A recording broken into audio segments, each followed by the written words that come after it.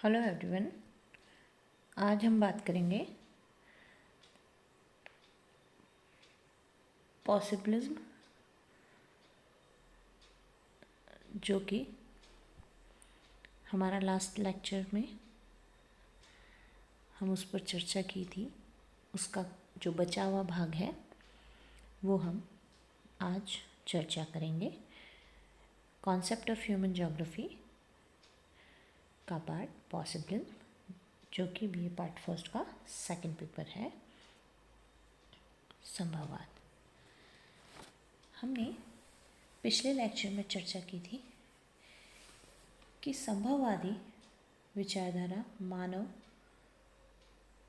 को प्रकृति का दास नहीं मानती, जबकि प्राकृतिक वातावरण में कई प्रकार की संभावनाएं छिपी हुई मानती है, जिसे मानव अपनी बुद्धि व कौशल के द्वारा चयनित कर अपना कार्य करता है। इसके संदर्भ में इसको प्रबलता प्रदान करने के लिए विभिन्न विद्वानों के विचारों को हमने देखा, जैसे लुसियन फैब्रे के विचार, विडाल डी हर्श के विचार, जीन ब्रून्स के विचार आदि, ईसा बॉमिन के विचार। आज हम इसी पर अन्य विद्वानों के विचारों को भी देखेंगे। संभववाद से संबंधित विचारधारा में ए.जे. हर्बर्टसन ने कहा कि भूगोल प्राकृतिक तथा मानव निर्मित वातावरणों के क्रमिक स्तरों अथवा पदानुक्रमों का अध्ययन है।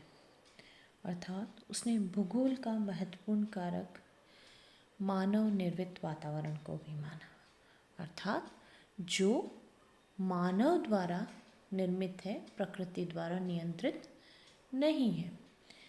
इन्होंने आगे कहा था कि प्रदेश भूमि, हवा, जल, पौधे तथा मानव के जटिल समायोजन है, जो कि यहाँ के निश्चित लक्षणों वाले भूतल के स्थानिक संबंधों के अंतर्गत आता है।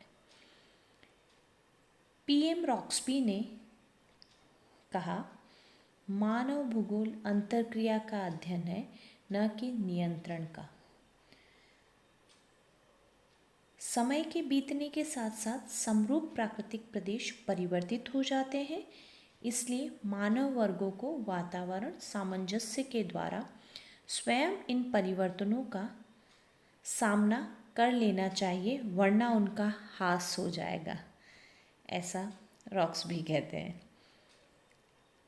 हैटनर ने भी मनुष्य पर प्रकृति के नियंत्रण को स्वीकार करना भूगोल की आत्मा अथवा संश्लेषिक प्रकृति के विरुद्ध बताया है, क्योंकि भौगोलिक स्वरूप पारस्परिक सामंजस्य का प्रतिफल है, एक दूसरे की पराधीनता का नहीं।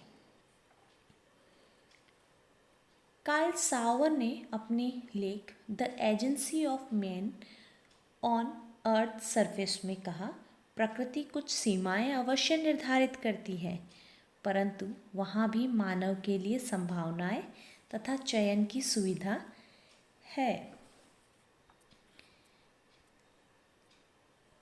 रसेल स्मिथ ने अपनी book industrial and commercial geography में कहा, मनुष्य इस पृथ्वी का निवासी ही नहीं, वरन वह एक निर्माता एवं भूव्रत का साधन है तथा इस प्रकार पृथ्वी का परिवर्तन करता है। इन्होंने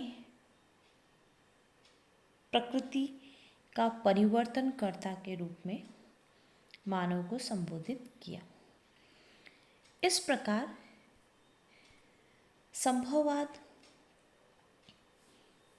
की प्रमुख विचारधारा में हम कह सकते हैं कि यह नियतिवादियों की भांति सार्वभौमिक एकता परिवर्तन के सिद्धांत को मानता है, परंतु यह पृथ्वी को सर्वेसर्वा नहीं मानता, मनुष्य की क्रियाओं को भी महत्व देता है और जो कि आज के वैज्ञानिक एवं तकनीकी युग के विकास के फलस्वरूप दृष्टिगोचर भी होता है। जैसे जैसे संभववादी विचारधारा अपने चरम पर पहुंचने लगी, उसके विचारधारा में कुछ कमियां भी दिखने लगी, जिसमें उसकी आलोचनाएं होने लगी। संभववाद की आलोचना बहुत से विद्वानों ने की। कुछ प्रमुख आलोचनाएं हम चर्चा कर सकते हैं। जैसे ब्रिटिश भूगोलवेत्ता OH के स्पैट ने संभववाद के स्थान पर निकट संभववाद या प्रसंभववाद को अधिक श्रेयकर माना। अर्थात मानव को वातावरण द्वारा प्रस्तुत की गई बहुत सी संभावनाएं होती हैं, परंतु कुछ अधिक मोर प्रोबेबल होती है, प्रसंभाव्य होती है। वे फैब्रे के मत का समर्थन तो करते हैं कि वातावरण अनेक संभावनाएं मानव के समक्ष रखता है, जिसमें से उसे चुनाव करना पड़ता है, परंतु वह यह भी कहते हैं कि इन संभावनाओं में कुछ अत्यंत स्पष्ट तथा अधिक सरलता से प्राप्त की जा सकती है, जिन्हें हम निकट संभावनाएं कह सकते हैं, और मानव बहुधा पहले इन्हें ही चुनता है। यदि वह ऐसा नहीं करता है तो उसे अधिक व्यय और अधिक श्रम करना पड़ता है। इस प्रकार इन्होंने प्रसंभववाद को माना। फैब्रे, जो कि इसके प्रमुख समर्थक थे, उन्होंने भी बाद में जाकर ऐसा कहा कि मानव स्वयं को पूर्णतः कदापि उस वातावरण से जिसका प्रभाव उस पर पड़ता है विच्छिन्न नहीं कर सकता। इसी दृष्टि से वह भौगोलिक परिस्थितियों को न्यून या अधिक अपने ही स्वरूप के अनुसार उपयोग में लाता है तथा उन भौगोलिक संभावनाओं का पूर्णतः यथासाध्य कम या अधिक लाभ उठाता है।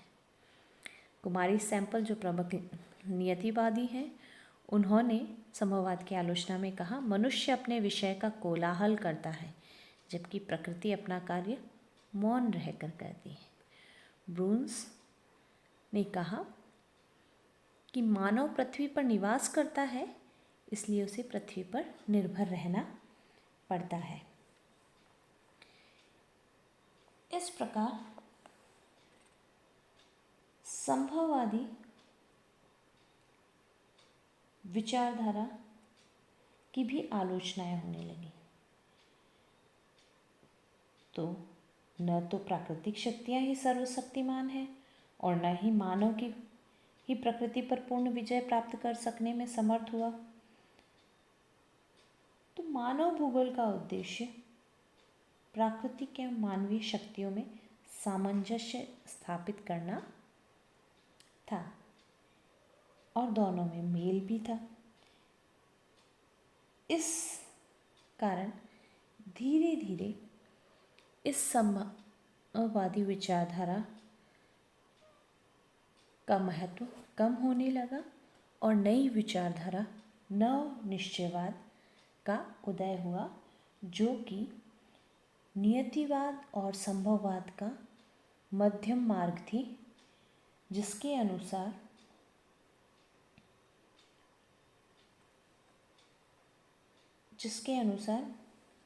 नव निश्चयवादी जिसके अनुसार मानव न तो प्रकृति का दास है, न ही उसका स्वामी है और न ही मानव की कार्यक्षमता असीमित है। वह एक ट्रैफिक पुलिस के तरह यातायात की गति को तो नियंत्रित कर सकता है, परंतु उसकी दिशा नहीं बदल सकता, ऐसा